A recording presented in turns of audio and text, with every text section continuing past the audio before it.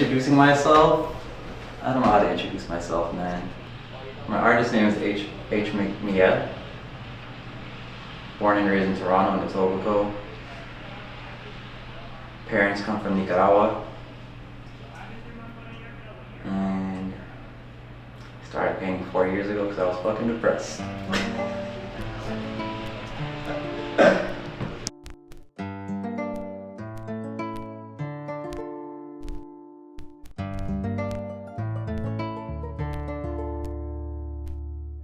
I'm from Nicaragua. I was born here though.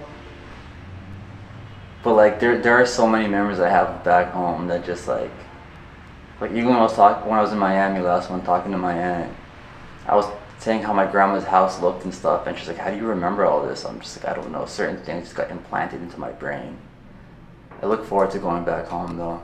And then yeah, like when I was in Miami, my aunt had a book of just a bunch of Nicaraguense artists that felt really nice. But besides that, like, there wasn't much I could find. Or maybe I just suck at Googling. Yeah, so this is the homie Stefan. A&W just opened up in Parkdale. So this guy went over there, he grabbed a burger, and because they were brand new open, they had like better quality meat. The burger was so fire, this guy called A&W headquarters and had a whole rant on the phone with them, just talking about how good the new burger was. And this whole series is 9 pieces. Each piece is one color in different hues. I chose a certain color for each person for specific reasons. Well, when I look back at it, I'm like, oh, like these are why I chose some of them. I don't know if it's something I really care to explain. I don't see what importance it actually has. But the whole point of this series is, it's called By Your Side. The way I came up with the title of this series was, after finishing one of the pieces, I was cleaning up and shot it. By Your Side started playing, and I forgot which line it was, but it just made me start crying.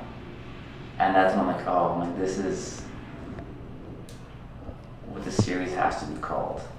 Also, Jadakiss By Your Side is a great song too. I met an artist a few weeks ago. I bought some frames off of him, and I was just telling him, like, we were just talking. I was telling him, like, I only started painting a few years ago because he was telling me about something that I didn't know about. I'm like, honestly, like, I don't know anything. I'm like, I literally just started painting a few years ago, so like I kind of just do everything as I just go along with it. Like, I don't prime my raw canvases properly and shit like that. There's such a thing as knowing too much. Because even times like I want to let go of line and like harsh lines, as in just like proper figurism and stuff, it's sometimes hard for me to go back into something more abstract because my mind will want to latch on to like, no, but the head is supposed to be this size compared to the torso. Like the arm, the elbow has to hit right by the hip, so like the arm is too long then if it's something else. So it's like the whole childlike wonder thing is more just, it's just being in the moment and not caring. You don't have to follow the rules, color outside the lines. Like when I started, I never cared about realism. It didn't matter to me.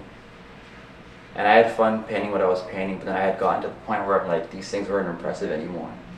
Not that like I cared for other people's thoughts, because at the end of the day, it's my painting, it's my feeling, so what someone else thinks good or bad, it is what it is. But I just kept getting bored. I'm like, what I'm doing, I feel like anyone can do, even people who say they don't have a childlike wonder as an adult.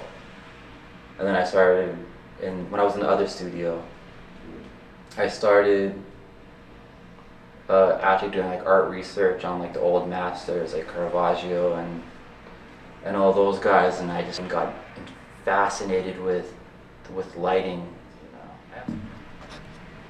So for me, it's like I'm really good at math. So like I've often like used an analogy as a math equation. It's like I can see the end result in my head, and it's just solving what the variables are. So in terms of art, for me, it's like going from not knowing anything, not going to school for it. It's interesting to see how far I can take myself with my own knowledge and experience. Like, as I'm painting sometimes, it's like, it's a very anime moment to me. Like I can feel like my eyes dilate and shift focus into something, and then my brain registers what the hand movement was. And then I fully notice like, oh, this is how you do this thing. Which is really interesting because it's like I'm seeing myself grow in real time, not like it's just a process of years and years on top of one another. So I can go from one thing to something completely different at any given second. I'll stop working on one painting because I'll have a different idea, and that different idea will be a completely different form of the style of painting in itself. So yeah, the whole point of this series is that in anxiety and depression, like you know there are people there for you. You know you're never actually alone, but because you put yourself in such a dark hole, you isolate yourself to the point where it's like you know there are people there, but you don't talk to anyone. So it's like in my mind, there's these silhouettes of people that I know I can rely on and talk to, judgment free, but since I leaned more into my anxiety, they were just silhouettes in the background. So I chose 9 of the closest people to me. There's just a few other people I know I would have added into. But I chose those people, and then I chose my favorite memory I had of them.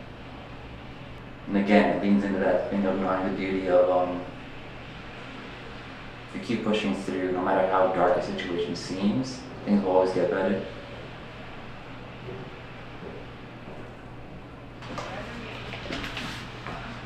Where do I see myself in 5 years? The main goal in the next 5 years is just be happy. That's all that really matters.